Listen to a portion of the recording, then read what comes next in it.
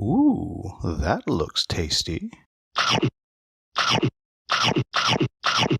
Folks, Today the Hungry Gamer is back with another crowdfunding preview, and today we're talking about Battlefields from Elzra Games. And what this game is this is the newest game from Elzra Games of Catacombs fame, and also Monster Pit, which is a game that I covered, I don't know, a few months back after I received it after backing it on Kickstarter. And what this game is this is a tactical skirmish game in which you will be drafting your armies from one of two factions, at least in the core box. However, what will be going on is you're going to be doing battle by flicking the dice at your opponents, and that's how you'll be doing damage. There is also a non-flicking variant, but of course the main idea is the flicking. Now, if you are not interested in how this game is played, so let's jump into my final thoughts, then you will go to the timestamp on the screen right now. For those of us still here, let's talk about how this game is played. Now, there are three different types of scenarios that you're able to play, and what I sort of have set up here is kind of a mid-game position of the basic scenario, in which you are trying to get victory points. Victory points are based on the level of the bad guys that you defeat. In this case, if I were to beat the Fairy Dragon hero, you'll notice it's a level 4, then I get 4 points for that. The Ice Mage, however, is only worth 1 point, as you can see right there. And you'll be battling back and forth, activating each side getting to activate one unit until one side has achieved victory. And there are, of course, other scenarios, but for the most part, you'll be able to understand how the game is played just based on this here.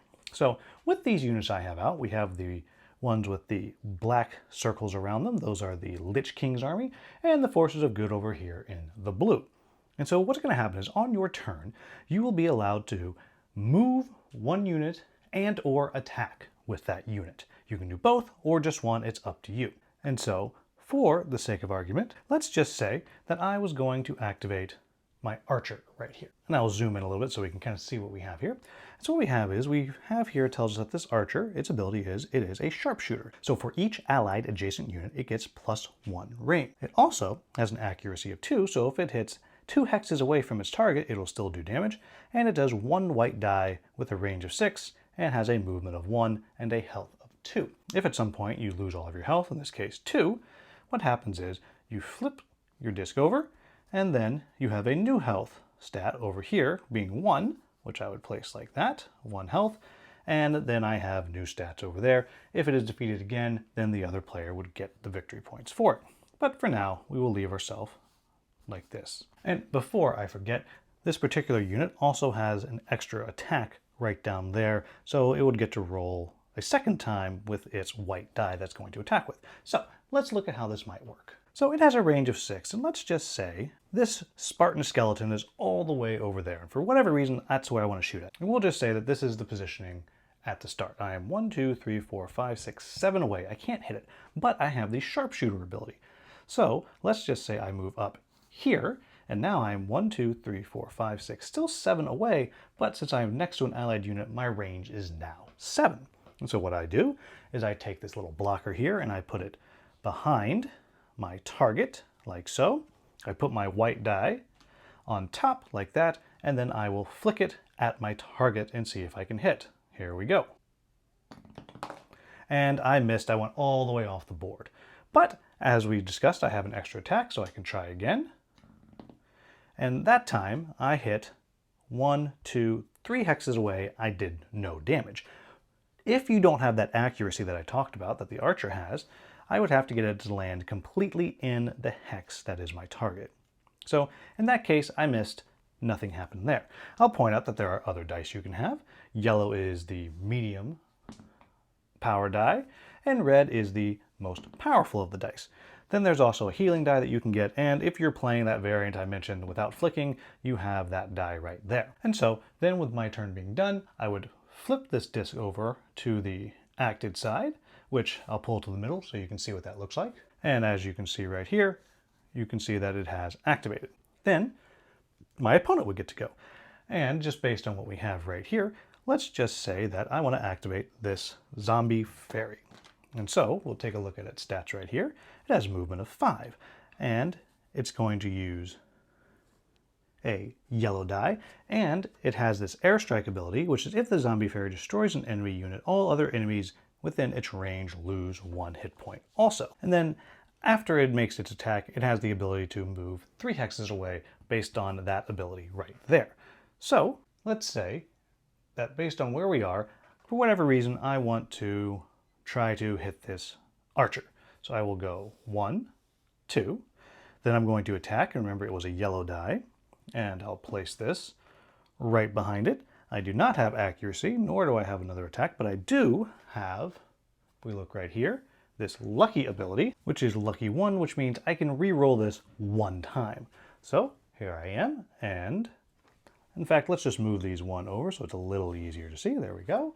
And I would simply do that, and I've managed to do 5 damage, which would completely defeat it. I would flip this over, and now it only has 1 health remaining, and then I would move away 3 because of that other ability, and I'll fly 1, 2, 3 back over there. And that's how this game works. You're going to go back and forth until one side achieves the victory conditions. And I will point out that there are, in the prototype here that I have, 13 different units, so you can repeat some of them. And I believe in the retail version of this game, there will actually be 15 different units. But that's how this game works. So what do I like about this game? The first thing is flicking is fun. It just is. It's a fun thing to do. And in a skirmish game, it feels fresh. And are there other skirmish games out there that have flicking? Maybe, I don't know, but I certainly haven't played one. And so it's something that feels fresh. It feels interesting, especially if you're someone that likes skirmish games and is looking for something that is, again, going to feel fresh, but isn't particularly heavy, because it's not a very heavy game. Each of the characters has their own rules and stuff, but they're not that complicated. It's not that hard to learn. The next thing I'm going to say is, and I just alluded to that, is the different abilities that the different characters have allow for very interesting army builds. Just literally their special abilities that they have. But it's not just that. Because you're building based off of a certain number of points you can put out there, you can field just a few very powerful units or a bunch of weaker units.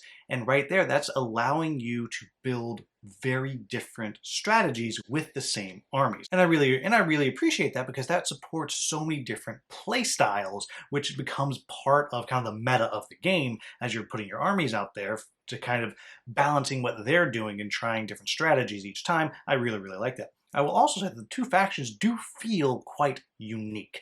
The way their abilities are situated, they definitely feel like they are different. It's not just two reskinned factions for the most part, and I always appreciate that in a skirmish game. And the last thing I want to say is the differing scenarios, they keep it fresh. They keep it interesting. And the room that they have to add more stuff is huge. And I didn't show it in the video, but they have like these huge columns that you can just kind of put out there as terrain, which just by putting these things out there, that's drastically going to change the feel of the game, because suddenly you have these columns that you literally can't shoot around. Now you have cover you're playing with, and the amount of things that they're going to be potentially able to add during the campaign is really going to make it even more fresh and more replayable beyond just the 3 different interesting scenarios. So what are my quibbles with the game? The first thing is, in my opinion, this is a flicking game or nothing. Yes, there is a way you can play without flicking, but why would you? Flicking is the point of this game, and if you don't like flicking, then you're probably not going to really love this game. The combat is interesting, the tactics are interesting, but really it's about getting into a place to where you can go boop and hit your target and feel like you actually hit your target. If you're just rolling the other die, the black die that comes with it, it's just not as interesting in my opinion. Next thing I'm going to say is, there's only 2 factions right now. I have to assume eventually there will be more factions, but right now there's only 2 factions that you can get your hands on, and at least that I'm aware of. And I think this is a game that's going to thrive by having more factions. Now, factions aren't going to take up a lot of space. They're some thick, cardboard tiles that have the characters on it, and the chips are relatively small, and you don't even need new, health tracker things. Black and blue are just fine. You don't need the others. So there's not a ton of stuff you need to get new factions, but I think you're going to want new factions. Right now, there's only 2 of them. Next thing I want to say is, it takes up a lot of space, and that makes sense because in general, you want the flicking to feel like your long shots have some challenge and have some import, but it does take up a lot of space. It's a 2-player game, so it's not the biggest issue because you're not going to be playing it 4 players anyway, but just know it takes up a pretty big chunk of the space on your table. And then the last thing I'm going to come back to, again, it's a flicking game. And so it is possible that that will kind of limit its replay because maybe that's just not what you want with your skirmish game. And so it's just something to keep in mind. Though really, if you are looking at this game, you're here because you're interested in the flicking and does the flicking work? And I think it does work quite well. It is quite fun. So there you have it, folks. That is Battlefields. I think this is a lovely, fresh take on a head-to-head skirmish game. I think everything outside of the flicking works really well and really supports the hot flicking action that this game provides. So there you have it, folks. As always, if I've made any mistakes in the rules overview, please let me know in the comments with a timestamp so I can get that into the Klingon subtitles. If you found this video useful, please like, subscribe, share, maybe become a channel member. As always, thank you so much for watching. Have a wonderful, wonderful day.